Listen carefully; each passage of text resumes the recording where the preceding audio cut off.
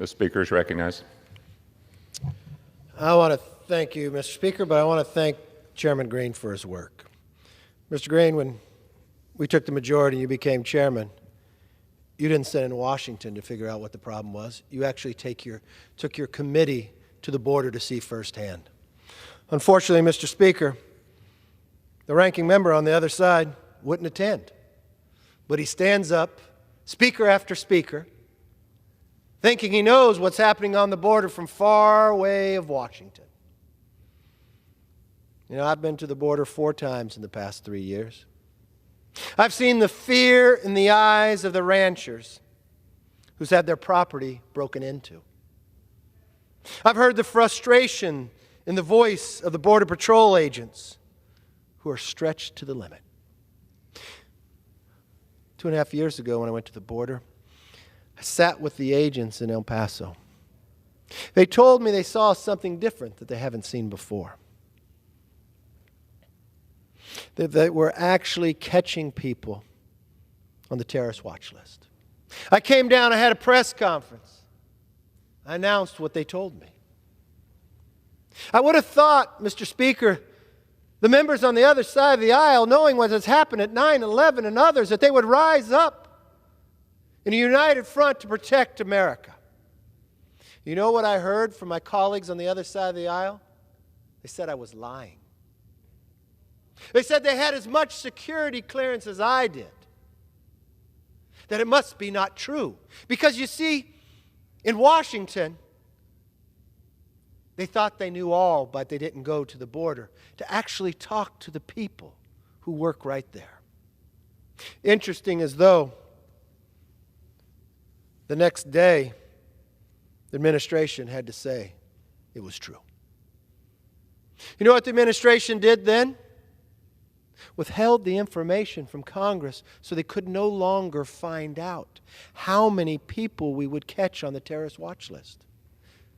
They wanted to deny to know what's going forward.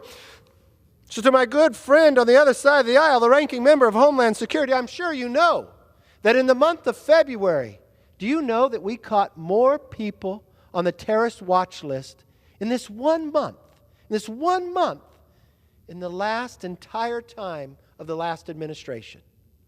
In the last administration, 4 years of everybody that came across on the terrorist watch list, this February, more came across. I'm sure from the far away, you might probably think that's not true too. You know, I felt the sorrows in the words of the mothers and fathers who lost their children to fentanyl. And you know what? You can stay in Washington if you want, and you will still hear the sorrows of the mothers and the fathers. Today alone, 300 Americans will be poisoned by fentanyl. 300. It's the equivalent of an airline crashing each and every day in America. I don't hear you rising up. Every day, 300. They come from all walks of life. But you want to stand and you want to say no to H.R. 2? I want you to look to the parents in the eyes of their young children. Because they didn't buy fentanyl when they died. They were at college. They bought Xanax. And it doesn't just happen to you think the kids, maybe in the partying or others. You know, just last year on spring break, 6 kids OD'd in Florida. They didn't belong to a fraternity. They went to West Point. They didn't buy fentanyl. They all didn't take the cocaine. 4 of them did. The other 2 simply gave them mouth-to-mouth resuscitation. But you know what? Vote no. Go ahead, vote no. But if you won't lead, we will. If you want to take the same approach as the president, that you want to ignore a problem and say it's not happening, we won't sit back. We don't sit back in Washington. We go to the border to actually see what's going on.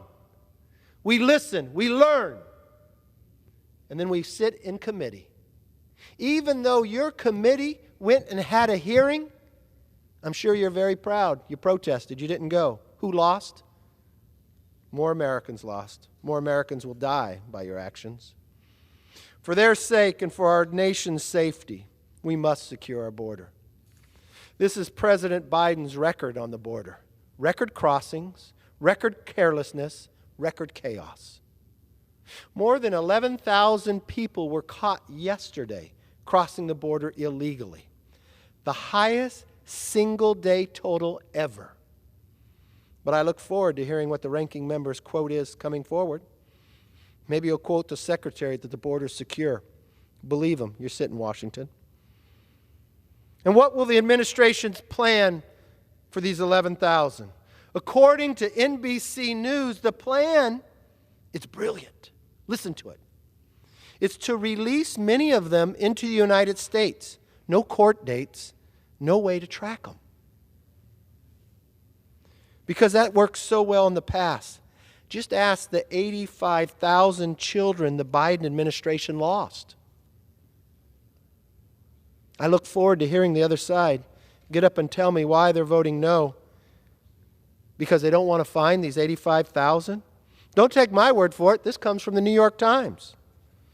Tomorrow, as you sit here and debate and fight to make sure the border is still wide open, Title 42 expires. Everyone knows we are days away from disaster. The mayor of El Paso, which recently declared a state of emergency, says, there's no light at the end of the tunnel. We are preparing for the unknown. The governor of Arizona says President Biden has been unresponsive. And Governor Abbott of Texas rightly pointed out, this is not a Texas problem.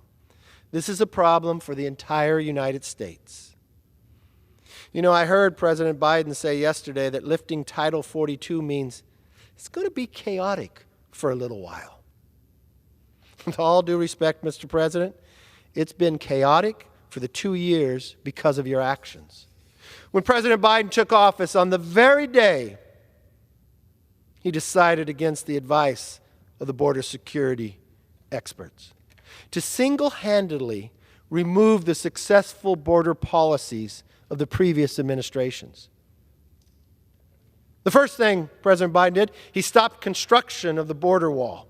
He spends money now just to house the equipment and materials. He halted deportations. He ended remain in Mexico, and he called for amnesty for millions of people who broke the law. His actions sent a clear message to the world, including the cartels. The border is open. I remember on one of my trips down to the border right after the president took office, we had a new facility built, and they hit that day a record number that the facility, they thought they'd never make capacity, but they did.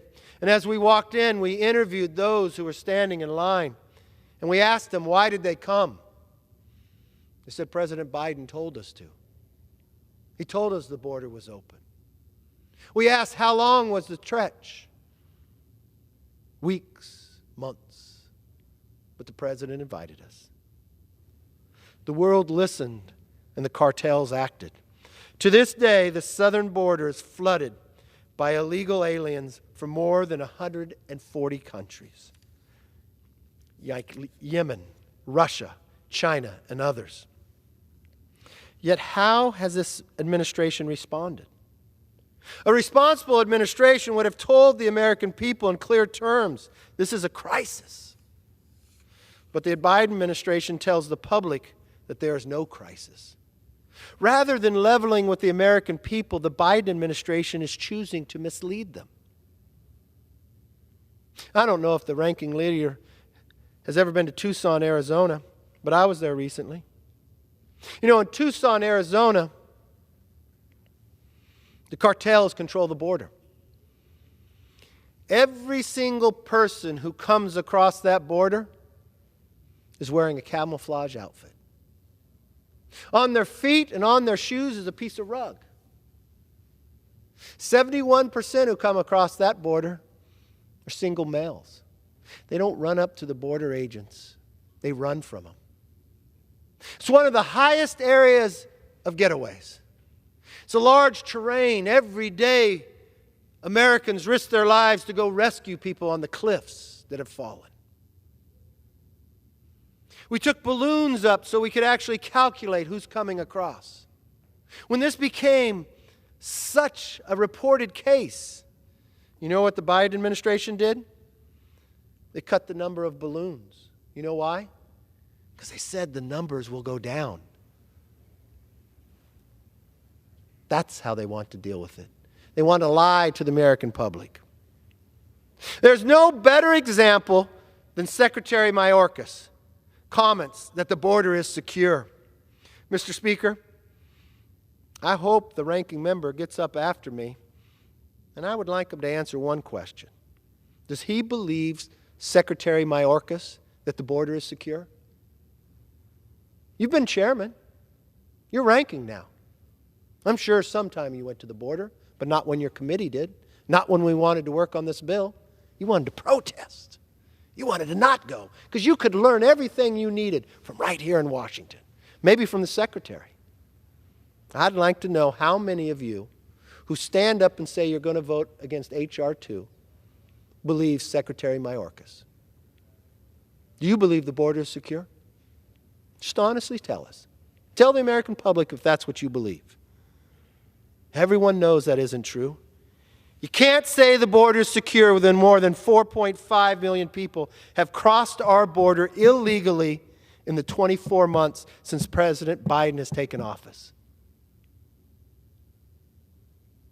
There's not one piece of legislation that's changed from one administration to the other. The only thing that changed was the president. And what did President Biden do?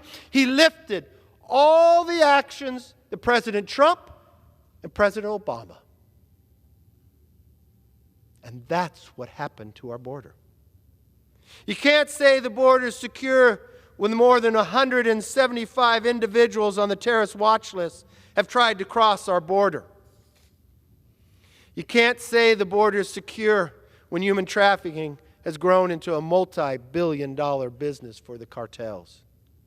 You can't say the border is secure when you don't control the border and when the number one employer in some of these border towns is the cartel.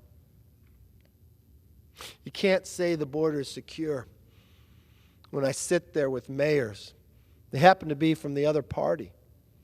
And they tell me the personal stories that their daughter called.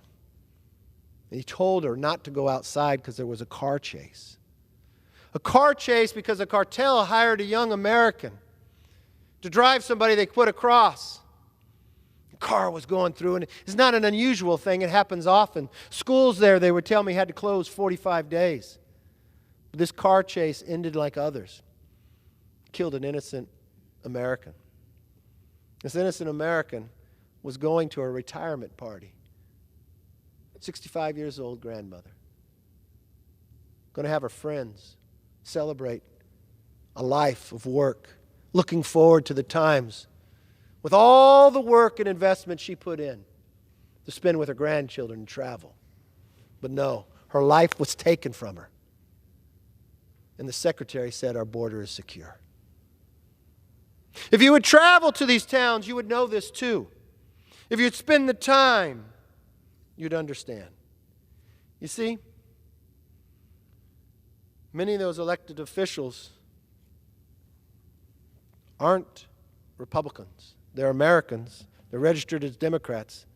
And they say they're disgusted by what this administration is doing. But while the Biden administration is missing in actions, House Republicans are going to take action.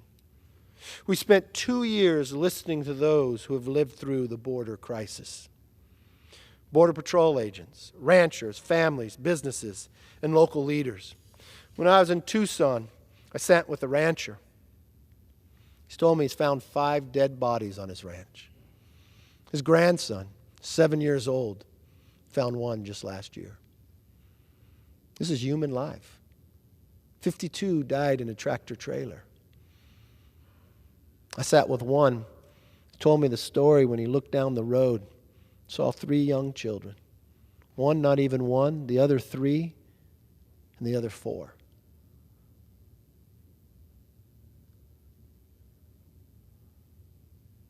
Had the rancher not found them, they wouldn't be alive. What about those who don't make it? What about those who don't pay the cartels? I sat with one news covering agent, told the story of a woman who didn't pay the cartels. So the cartels took her life.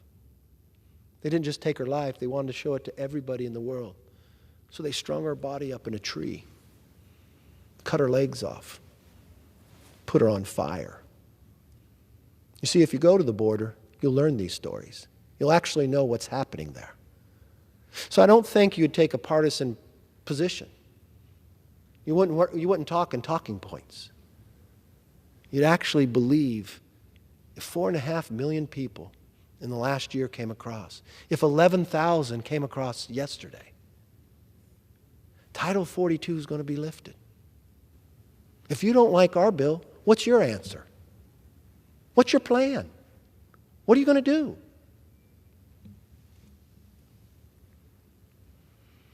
As I promised, we brought their government to them, visiting the border, gathering facts, and holding hearings. What we learned directly from informed not only our commitment to America, but also the Secure the Border Act. Here's what this bill does. It fully provides for the effective border enforcement policies, infrastructure, and advanced technology. It increases the number of Border Patrol agents and gives them the bonus pay they deserve. It ends catch and release and strengthens current laws to protect unaccompanied children from the human traffickers. I hope everybody who votes no reads the New York Times. I hope you read the stories about these young children. It reinstates the so-called Remain in Mexico provisions. And it resumes construction of the border wall because the border wall works. The Secure the Border Act is the strongest border security bill to come through Congress in more than 100 years. If it passes, I'm confident that we will stop the flood of fentanyl into our country, solve the Biden border crisis, and support our Border Patrol agents so they can continue to keep us safe. Fentanyl is the #1 killer of Americans between the ages of 18 and 45.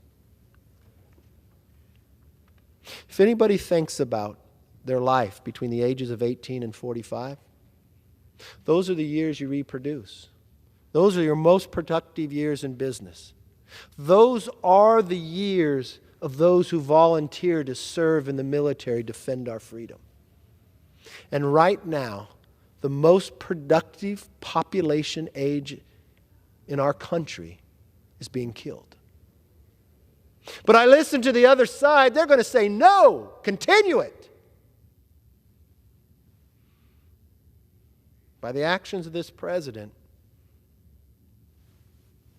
Mr. Ranking Member, you don't have to go to the border because now every city is a border city. You see, in my hometown of Bakersfield, in elementary school, father registered his son just after Thanksgiving. School district, public school, did a really good job. They noticed in 2 days this boy had an issue. They didn't sit back. They went to his house. They met with his father. They said, we feel your son has a challenge learning in others, and we want to work with you. We want to help him. Literally went to his house in 2 days. They watched him as they came to school, but you know what he did when he came to school? He walked over to a vape room. He had a backpack, and he came into the class. They looked in the backpack. He had 150 pills. This kid's not even 16 years old. I think he was only 12. The counselor took out the pill to see what it was. They had to call an ambulance because the counselor touched the fentanyl pill. I'm far from the border. Just up the road in my district, they pulled over a car. I believe it was more than 500,000 fentanyl pills. California law, you couldn't ask the individuals if they were citizens, and they weren't. I can't tell you how much jail time they got because In California, they believe in a lot of your policies, and so the person didn't even have to have bail. They both got a ticket, told to show back up. They never did. They probably got back in the car, delivered more of those fentanyl pills coming across the border. And some of those 300 Americans that die today, I'm not sure if one of those pills were theirs. But I do know this. Tomorrow when I cast a yes vote for H.R. 2, we're doing something to stop the fentanyl. We're doing something for those families. We're doing something for the next generation of America. If you believe in a rule of law as one of the greatest strengths of this nation, you cannot keep it if you have millions of people who break it by entering it. There's no nation as generous as America. 1 million people will become citizens this year. 1 million more next year. We're different than any other nation.